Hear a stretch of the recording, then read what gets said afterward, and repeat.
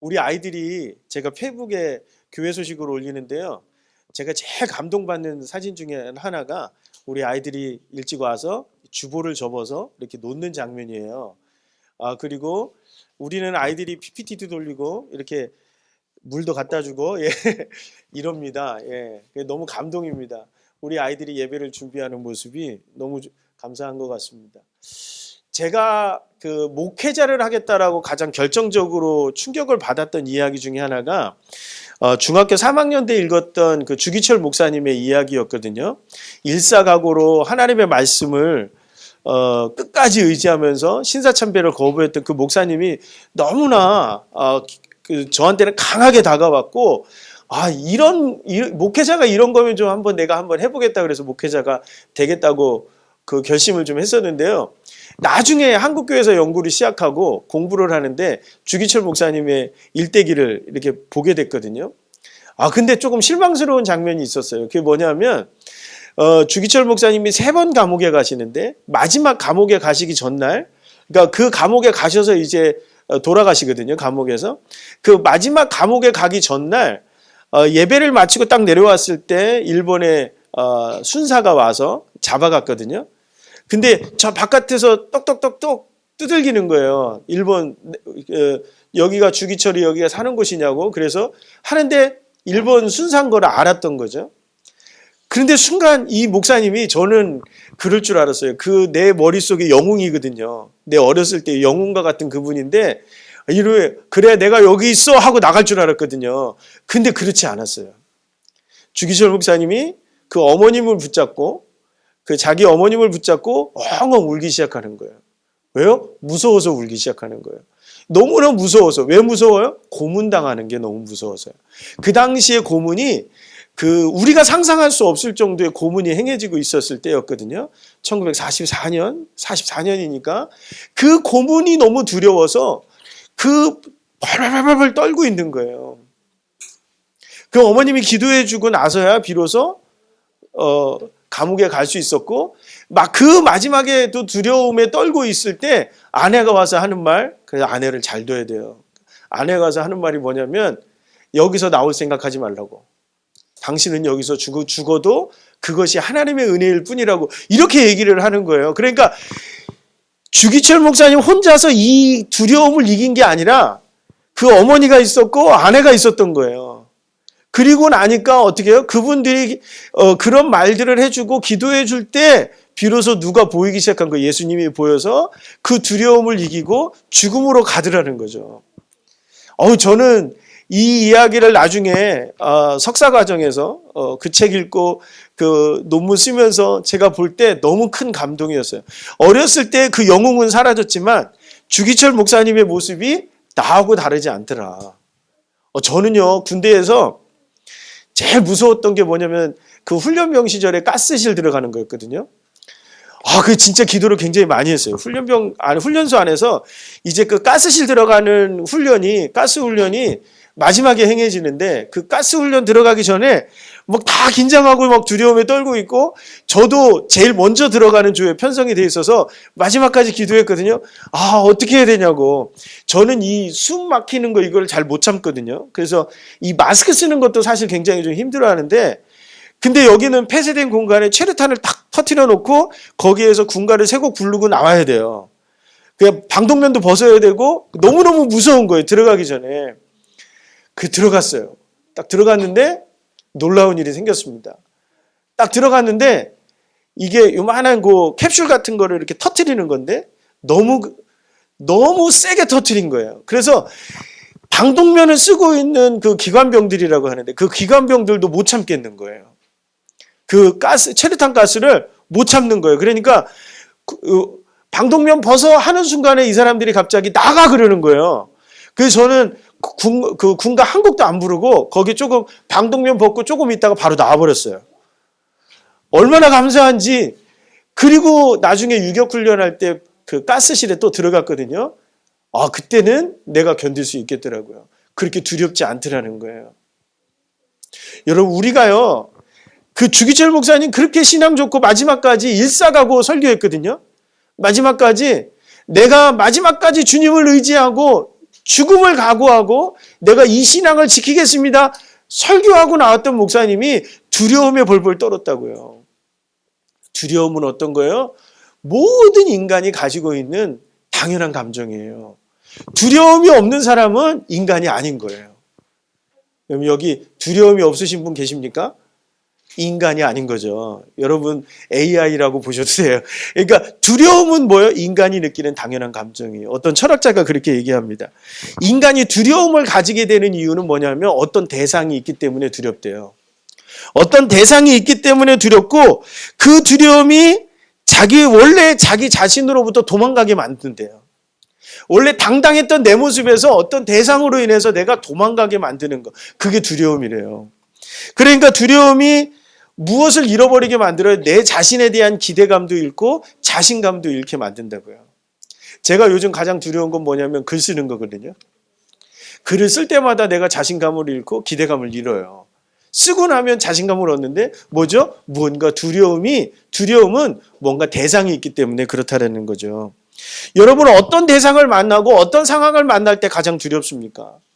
우리는 많은 사람들이 어떤 상황을 만날 때 두렵냐면 내가 병을 얻었을 때, 내가 죽음을 맞닥뜨렸을 때 두려움을 느끼게 된다라고 하는 거죠. 그런데 두려움은 다 느끼는 건데 문제는 어떤 거예요? 두려움 앞에 무너지느냐, 두려움을 이기느냐의 문제인 거죠. 그 두려움을 이기는 사람이 정말로 승리하는 사람이고 두려움 앞에 무너지는 사람이 정말로 실패한 사람이라고 이야기한다라는 거예요. 개인이 가지고 있는 가장 어떤 강한 정신적인 힘으로 우리가 이길 수 있다라고 생각하는데 과연 진짜 그럴까라는 거예요. 어떤 대상에서 내가 두려움을 느꼈는데 그 정신적인 힘으로 내가 그것을 이길 수 있다? 이건 난센스죠. 이거는 비상식적인 거예요. 내가 두려움을 느낀다는 그 순간 이미 우리는 뭐죠? 내가 가지고 있는 힘을 잃어버렸다라는 거예요. 자신감을 잃어버리고 정신적인 힘을 잃어버렸다라는 거예요. 그게 그래서 가장 두려워할 때가 언제죠? 불치병이라고 하는 선고를 받았을 때 인간이 가장 두렵고요.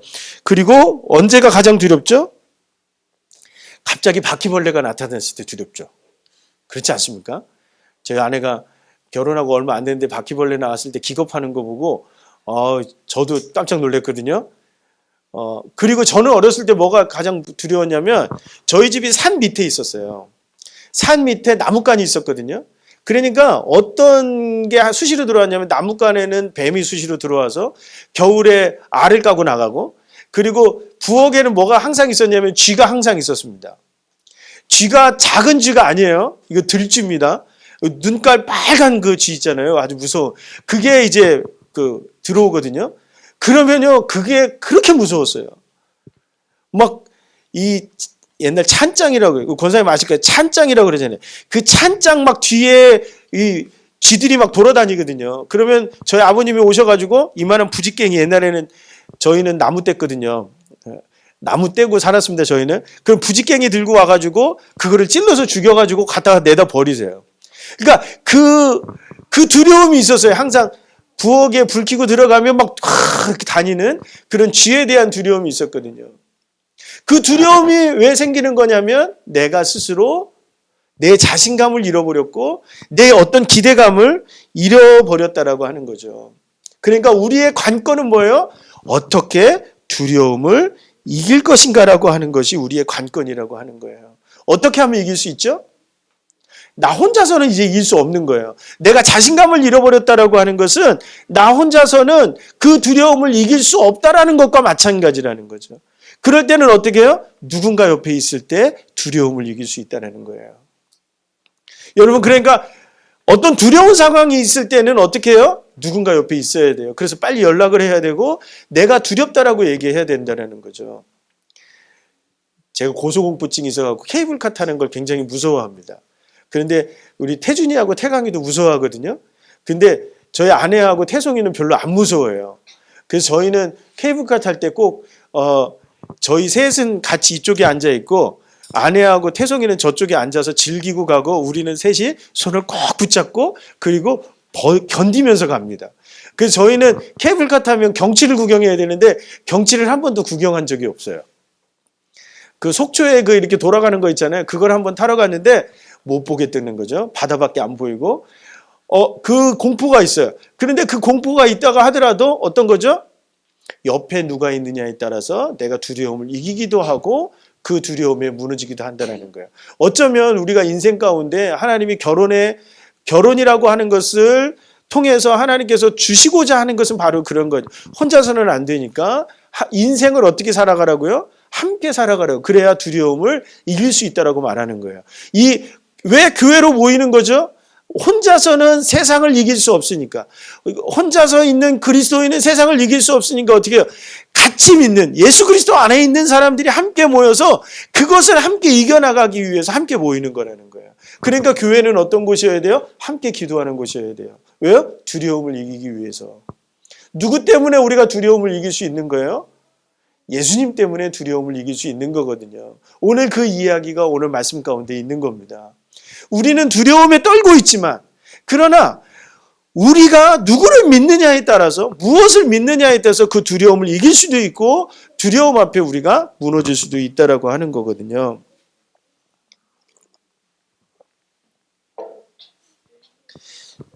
믿음은요, 보이는 것을 믿는 게 믿음이 아니에요. 어떤 것을 믿는 게 믿음이죠? 보이지 않는 것을 믿는 게 믿음이라는 거예요. 보이는 것을 믿는 것은 뭐냐면 지식을 의지하는 거예요. 보이는 것을 믿는다라고 하는 것은 그냥 믿음이 아니라 내가 지식을 가지고 있기 때문에 그것을 믿는다라는 거예요. 그런데 그리스도인은 그 지식을 의존하지 않아요. 그 지식이 아니라 보이지 않는 것을 믿는 거예요. 하나님은 눈에 보이지 않으시죠? 그러나 우리가 믿는단 말이에요. 그럴 때 그게 믿음이 된다라는 거죠. 그러니까 오늘 우리의 모습은 그러면 지식은 의미가 없는 거네요. 그게 아니라 지식은 우리의 믿음을 강화시켜 주기는 하지만 지식만 있으면 우리가 어떻게 돼요? 보이는 것만 믿기 시작하면 교만에 빠지게 된다는 거예요. 보이는 것만 믿기 시작하면. 그리스도인의 지식은 어떤 거예요? 믿음 안에 있을 때, 믿음 안에 있을 때 그 지식이 참된 지식이 될 수 있다는 거죠. 오늘 제자들이 배를 타고 가다가 풍랑을 만났습니다. 오늘 말씀 속의 이야기가 그거예요. 근데 가만히 생각해 보세요.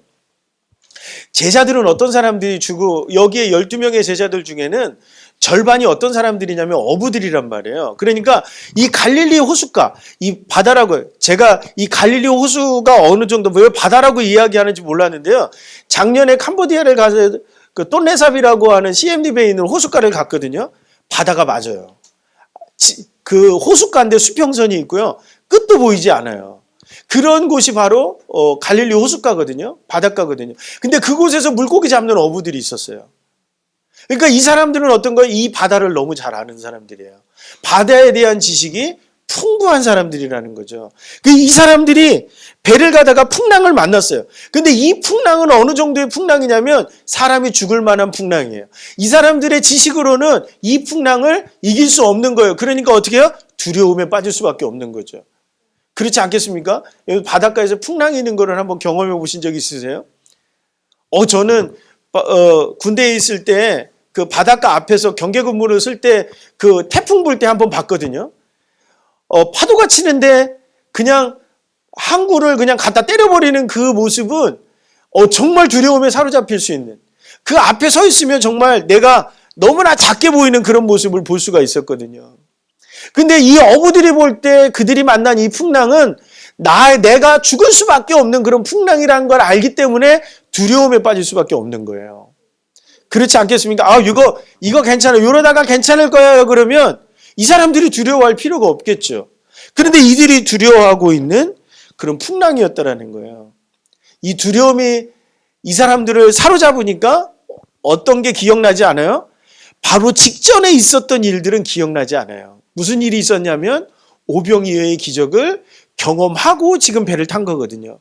예수님이 함께 계실 때 오병이어의 기적이 나타났어요. 오병이어의 기적이 뭐죠? 떡이 몇 개? 떡이 몇 개? 별이 5개가 아니라 떡이 5개, 그죠? 그 다음에 물고기가 몇 마리? 2마리예요. 떡이 5개, 물고기 2마리로 5,000명, 남자만 5,000명의 사람을 먹인 거예요. 그러니까 그 자리에는 15,000명 정도가 모여 있는 거죠. 여러분들 이 집회 대단한 집회입니다. 예수님이 뭐도 없어요? 마이크도 없어요. 마이크도 없이 그 밑에서 그 언덕 이렇게 있으면 그 밑에서 육성으로 설교를 하시는 거예요. 그 설교를 하루 종일 듣고 있는 거예요. 몇 명이 10,000명에 가까운 인원이 그 소리를 듣고 있는 거죠. 그 소리를 듣고 있다가 배가 고파서 먹여야 되는데 떡 5덩이와 그리고 물고기 2마리밖에 없는 거예요. 그것을 어떻게 먹이시는 예수님의 기적을 제자들이 실제로 경험했다고요. 그 지식이 어디에 있어요? 이 제자들의 머릿속에 있음에도 불구하고 지금 누가 이 배에는 없냐면 예수님이 안 보이니까 믿지 못하는 거예요. 아, 예수님이 안 계시니까 우리는 죽게 될 거라고 생각했다라는 거죠. 그런데 여러분, 어떤 믿음이 우리 안에 있어야 되는 거였어요? 이 제자들 안에 있어야 되는 거예요. 예수님이, 이 모든 것을 주관하시는 예수님이 나와 함께 계신다라는 것을 믿었다면 이들은 두려움을 이길 수 있었다라는 거죠. 그 두려움에 빠져 있을 때 누가 나타나요? 저쪽에서 유령 같은 사람이 나타나가지고 뭐라고 말하면서 오시는 거예요. 내니 두려워 말라, 이렇게 말씀하신다라는 거예요. 그 두려움의 한복판에서 누가 있다라는 사실을 이 사람들이 깨닫기 시작하는 거예요. 누군가 있는데 예수님이 계신 거예요. 그 예수님이 내니 두려워 말라. 그 예수님이 보이니까 마태복음의 똑같은 이야기에 보면 어떤 이야기가 등장하냐면 그 예수님이 보이니까, 무리를 걸어오시는 예수님이 보이니까 베드로가 믿음이 생겼어요. 어떤 믿음이요? 내가 빠져 죽지 않을 거라는 믿음이 생겼어요. 그러니까 어떻게 해요? 예수님께로 가는 거예요. 무리를 걸으면서. 얼마나 멋있습니까? 이 이야기는요, 그냥 이야기가 아니라 수많은 사람들이 나도 무리를 걸어보겠다고 도전하는 영상이 있습니다. 무리를 막 뛰어가면서 한번 해보겠다라고 하는 영상이 있어요. 왜 빠져요? 믿음이 없으니까 빠지는 거겠죠. 사람은 빠지게 돼 있는 거예요. 그러나 오늘 베드로의 이야기의 핵심 뭐예요? 베드로가 무리를 걷는 게 중요한 게 아니에요. 베드로가 바다에 빠져 죽지 않는다라고 하는 거죠. 언제요? 예수님이 보일 때는 빠져 죽지 않는 거예요. 예수님이 보일 때 빠져 죽지 않고 걸어가는데 갑자기 풍랑이 일어버리니까 다시 베드로에게 뭐가 보여요? 파도가 보여요. 누가 보이지 않아요? 예수님이 보이지 않아요. 그러니까 두려움이 몰려옵니다. 그러니까 빠지는 거예요. 여러분, 오늘 이 이야기 속에서 우리가 알아야 되는 하나님이 주시는 메시지는 어떤 거죠? 어떤 상황이 오더라도 우리 눈에 뭐가 보이면 그 두려움을 이길 수 있어요. 예수님이 우리와 함께 계신다는 사실을 아는 것과, 그리고 또 한 가지는 뭐예요? 예수님의 음성이에요. 내니 두려워하지 말라라고 하는 예수님의 음성이에요. 여러분, 두려운 상황이 우리한테는 끊임없이 펼쳐질 거예요. 때로는 돈이 없어서 두렵고, 때로는 몸이 약해서 두렵고, 때로는 어떤 상황을 이기지 못해서, 때로는 사람들이 나를 따돌리는 것 같아서 두렵고, 때로는 어떤 어려움들이 있어 내가 두려울 때 우리가 의지해야 되는 분이 있다는 거예요. 보이지 않아요. 그런데 보이는 것만 믿는 지식이 아니라 우리에게는 뭐가 필요하다고요? 믿음이 필요하다고요. 보이지 않는 것을 믿는 믿음이 필요하다고요. 보이지 않는 그분이 누구예요? 예수 그리스도예요. 예수님을 믿는 그 믿음이 우리의 두려움을 이기게 만들어요. 우리의 두려움을 이기게 만든다고요. 여러분, 여러분들의 두려움을 하나님 앞에 이야기하십시오. 여러분들의 힘겨움을 하나님 앞에 이야기하라는 거예요. 만약에 오늘 제자들이 그 배 안에서 기도하기를 시작했다면, 두려움에 떨고 있는 것이 아니라 기도하기를 시작했다면 그들은 이겨낼 수 있을 거라는 거예요. 이와 비슷한 체험을 했던 사람이 그 18세기 부흥운동을 일으켰던 존 웨슬리 목사님이에요. 존 웨슬리 목사님이 미국에서 막 선교를 하다가 선교에 열매가 없던 그거에 절망해서 다시 배를 타고 대서양을 건너서 영국으로 오게 됐습니다. 그런데 풍랑을 만난 거예요. 풍랑을 만났는데 자기가 목사인데 두렵기 시작하는 거예요. 분명히 성경책이 있음에도 불구하고 두려운 거예요. 왜요? 한 번도 인격적으로 하나님을 만난 적이 없거든요. 그런데 저쪽 배 밑에서 누군가 찬송을 부르기 시작하더라는 거예요. 그 두려운 상황 속에서 기도하며 찬송을 부르더라는 거예요. 퀘이커 교도들이에요. 왜 퀘이커 교도들이냐면 지금도 퀘이커 교도들은 미국에 있습니다. 우리나라에도 퀘이커 교도 함석헌 선생 같은 경우 퀘이커 교도는 이게 기도할 때 우리가 이렇게 몸을 흔들잖아요. 이 퀘이커 교도들은 몸을 흔드는 사람들이라 해서 퀘이커예요. 퀘이커라고 하는 게 흔들린다라는 뜻이거든요. 그러니까 이 사람들은 기도할 때 계속 몸을 흔들면서 기도하는 거예요. 우리가 기도할 때도 그렇게 하잖아요. 그분들의 영향이 좀 있어요. 그러니까 웨슬리 목사님이 거기에서 충격을 받아요. 어떻게 저럴 수 있지? 라고 하는 거예요. 그분들은 뭐예요? 내가 죽더라도 어디를 가요? 하나님 나라에 들어가는 거예요. 그러니까 풍랑을 만나도 고난을 만나도 두렵지 않은 거예요. 누구에 대한 믿음이 있어요? 살아계신 하나님에 대한 믿음이 있는 거예요. 그래서 웨슬리 목사님이 영국으로 돌아가서 하나님 앞에 회개하기를 시작하고 인격적으로 하나님을 만납니다. 그리고 18세기 대부흥운동의 장을 열어요. 그 부흥운동의 여파가 지금 우리 한국교회 안에도 있는 거거든요. 여러분, 어떤 두려움을 이기느냐의 모습이 오늘 우리 신앙의 관건이에요. 여러분들 앞에 놓여있는 두려움을 이길 줄 아는 사람이, 예수 그리스도를 의지함으로 두려움을 이길 줄 아는 사람이 바로 진정한 그리스도인의 모습이에요. 뭐 하라고요? 두렵지 않은 게 그리스도인이 아니에요. 두려움을 이기는 게 그리스도인이라는 거죠. 그러기 위해서는 어떻게 해요? 끝까지 보이지 않는 그 예수 그리스도를 붙잡고 기도하는 거예요. 여러분들 조금 힘들고 어려운 일이 있습니까? 먼저 기도하라는 거예요. 그래야 두려움을 이길 수 있어요. 보이지 않는 예수님이 나와 함께 계시고 그 음성을 듣는 거예요. 내니 두려워 말라는 거예요. 개척교회 하는 목사님들이요, 많이 두려워합니다. 1년 정도 지나면 두려워해요. 왜 두려운지 아세요? 열매가 없거든요. 열매가 없고 그것 때문에 막 두려워하는 거예요. 그래서 제가 막 분석해 봤어요. 왜 개척교회 할 때 왜 다 두려워하지? 그랬더니 보니까 두려운 이유가 뭐냐면 빨리 자립하고 빨리 사람이 드러나고 빨리 뭔가가 이루어져야 하는데, 그래야 내가 성공하는데 내가 실패하고 있다고 생각하기 때문에 두려운 거예요. 방향이 틀렸어요. 교회를 하는 목적은 자립을 하는 것이 개척교회가 추구해야 되는 방향은 맞지만, 자립을 하고 사람을 늘리는 것이 교회의 본래의 모습은 아니에요. 교회의 본래 모습은 어떤 거죠? 아까도 그랬잖아요. 한 사람으로는 어려워요. 그러니까 모여서 예배하는 즐거움이 있어야 돼요. 예배하고 우리의 문제, 우리가 갖고 있는 두려움을 이겨나는 그 행복함과 즐거움이 우리 성도들 안에 있을 때 그 교회는 성공하는 거예요. 그것이 없다? 그러면 그 교회는 이미 실패한 거예요. 그 교회는 문을 닫아야 되는 거예요. 몇 명이 와서 예배 드리느냐가 중요한 것이 아니라 어떻게 우리가 예배할 때 이 기쁨과 즐거움, 보이지 않는 그 하나님으로부터 음성이 우리에게 들려지느냐가 중요하다는 거죠. 오늘 우리는 매주마다 음성을 들어야 돼요. 내니 두려워하지 말라요. 저는 권사님 매주 나오시잖아요. 권사님 예배 드릴 때마다 그렇게 하나님 앞에 기도하세요. 하나님, 내가 두려움을 이기게 해달라고. 그러면 예수님이 음성을 들려주실 거예요. 내니 두려워하지 말라. 가족들이요, 그렇게 매일 기도하셔야 돼요. 그냥 짧게라도 손을 대고 기도하셔야 돼요. 하나님, 두려움을 이기게 해달라고. 주님이 말씀하실 거예요. 힘 주실 거란 말이에요. 이길 수 있는 힘을 주실 거란 말이에요. 우리 아이들도 마찬가지예요. 어떤 그리스도인이 진짜 그리스도인이냐면 고난 앞에 무너지지 않는 그리스도인이에요. 두려움 앞에 무너지지 않는 그리스도인이에요. 어떤 어려움이 있어도 내가 실패하더라도 내가 이겨낼 수 있는 그리스도인이에요. 어떻게 이겨낼 수 있어요? 내 힘으로 이길 수 있어요? 불가능해요. 안 돼요.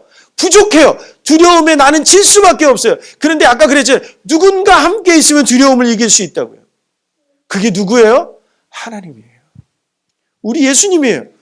어떻게 우리와 함께 계세요? 무리를 걸어오시면서 우리와 함께 계세요.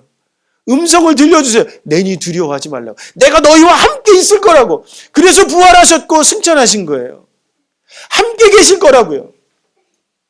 그리고 우리에게 힘을 주신다고요. 누가 힘을 주세요? 성령께서 우리에게 힘을 주실 거라고요.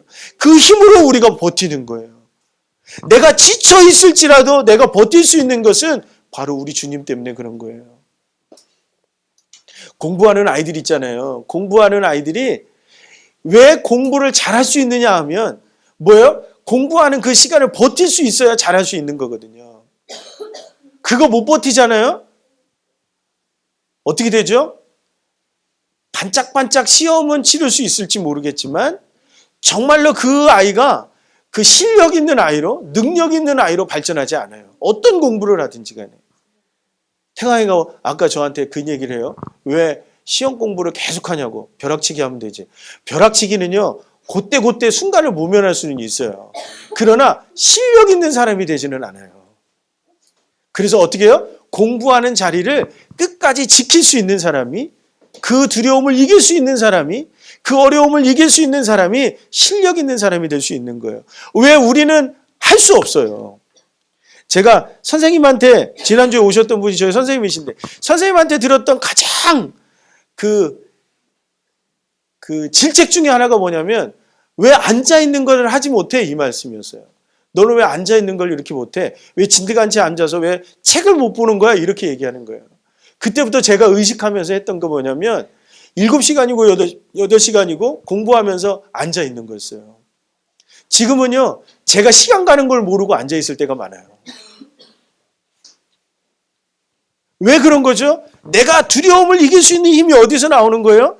저는 전적으로 예수 그리스도의 은혜라고 저는 믿고 있어요. 제가 책을 쓸 때도 느꼈던 거지만 내가 기도할 때, 기도하면서 책을 쓸 때하고 기도하지 않을 때하고 너무 달라요. 왜요? 주님이 함께 해주실 때 내가 뭔가를 할 수 있다는 믿음이 있기 때문에 그렇습니다. 주님이 함께 하실 때 우리는 이겨낼 수 있습니다. 주님이 함께 하실 때 우리는 두려움을 이길 수 있고요. 내가 비록 죽음을 맞이하는 한이 있더라도 그 죽음이 고난이 아니라 기쁨이고 감사할 수 있게 된다는 거예요. 주기철 목사님이 아까 두려웠다고 그랬잖아요. 근데 왜 돌아가시죠? 왜 죽음을 맞이하시죠? 그냥? 그것이 하나님이 함께 하시기 때문에, 하나님이 주시는 사명이기 때문에 그 일을 감당할 수 있는 거예요. 한 주간이요, 우리한테는 어떤 두려움이 우리에게 다가올지 모릅니다.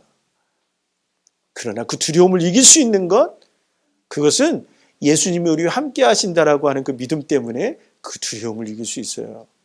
세상에 어떤 것이 우리의 두려움을 해소시켜 줄 수 있겠습니까? 돈이 없는데 돈을 누가 줘요? 그렇지 않습니까? 건강을 잃었는데 건강을 누가 갖다 줘요? 친구하고 관계가 끊겼는데 그 관계를 누가 이어줘요? 불가능하단 말이에요. 그런데 누가 가능케 하세요? 우리 주님이 가능케 하신다고요. 우리 주님이 이기게 하신다고요. 여러분, 그 믿음으로 한 주간을 견디시기 바라고 승리하시기를 바랍니다. 그래서 예수 믿는 사람들이 인사할 때 승리하세요라고 말하는 거예요. 승리하세요가 돈 많이 버세요가 아니란 말이에요. 부자 되세요가 아니란 말이에요. 어떤 걸, 나한테 오는 고난과 두려움을 이기라는 얘기예요. 누구와 함께? 예수님과 함께. 그래서 말씀을 나누셔야 됩니다. 그리고 조금만 어려움이 있어도 기도를 나누셔야 돼요. 왜? 나 혼자는 어렵기 때문에 그래요. 나 혼자는 어렵거든요. 그러니까요, 우리 성도들 안에서 수시로 기도를 나누시고 수시로 말씀을 나누세요. 힘이 되어주는 말씀. 무슨 위로를 해줄 수 있어요? 어려움을 당했는데 무슨 위로를 해줘요? 말씀을 한 구절 주시라고요. 그리고 내가 기도할게 정말로 기도하시라고. 우리 거짓말 진짜 많이 하는 우리 한국교회 성도들이거든요. 기도하겠습니다. 기도 안 해요. 잊어버려요. 그럼 언제 하는지 알아요? 내가 기도할게 그러면 그 자리에서 기도해 주세요. 그 전화대 대고 기도해 주라는 얘기가 아니라 전화를 끊고라도 그 순간에 잊어버리기 전에 기도하라는 얘기예요. 그럴 때 하나님의 역사가 저는 나타날 줄로 믿습니다. 기도는 역사하는 힘이 크다라고 성경은 말합니다. 두세 사람이 내 이름으로 기도하는 그곳에 나도 그들과 함께 있겠다라고 말씀하신 것이 주님의 약속이에요. 체험교회를 하나님이 세우셨습니다. 이곳에서 예배를 시작하게 하셨습니다. 왜요? 이곳에 오는 모든 자들이 두려움을 이길 수 있는 힘을 주시겠다고 약속하고 계시는 거예요. 그러니까 우리가 어떻게 해요? 예배에 열심을 내야 돼요. 우리가 어떻게 해야 돼요? 예배를 정말로 사랑해야 돼요. 그리고 어떻게 해요? 기도하는 일을 멈추지 말아야 돼요. 말씀 읽는 일을 멈추지 말아야 돼요. 성경 공부 왜 하냐고요? 말씀 읽기 위해서 하는 거예요. 말씀이 나의 말씀으로 다가오기 위해서. 여러분들 성경 공부할 때 지금 성경 암송 안 하잖아요? 해야 됩니다. 해야 될 것 같아요. 성경 암송을 이제 막 시켜야 될 것 같아요. 성경 암송을 해야 돼요. 왜요? 기억하기 위해서 성경 암송하는 거예요. 여러분, 그 말씀이 내가 말씀을 기억하기 시작할 때 두려움을 이길 수 있습니다. 여러분들이 한 주간의 삶 속에서 또 이후의 삶 속에서 여러분들의 모습이 두려움을 이기는 용기 있는 자들의 모습이기를 소망합니다. 그리고 그 두려움을 이김으로 말미암아 감사할 줄 알고 그리고 즐거워할 수 있고 기뻐할 수 있는 모습이기를 소망합니다. 여러분, 지친 모습으로 오셔도 괜찮아요. 싸우다가 지칠 수 있거든요. 내가 두려움 가운데 무너질 수 있거든요. 그러나 어디로 와야 된다고요? 하나님의 말씀 안으로 와야 된다고요. 예배로 와야 된다고. 그래야 힘을 얻을 수 있고 이길 수 있습니다. 여러분들 잘 오셨습니다. 여러분들 예배 가운데 잘 오셨고 말씀 앞에 잘 서 계십니다. 여러분, 오늘 주님의 음성을 들으시기 바랍니다. 내니 두려워하지 말라. 그 말씀 붙잡고 올 한 주간 승리하시는 저와 여러분들이 되시기를 주님의 이름으로 간절히 축원합니다.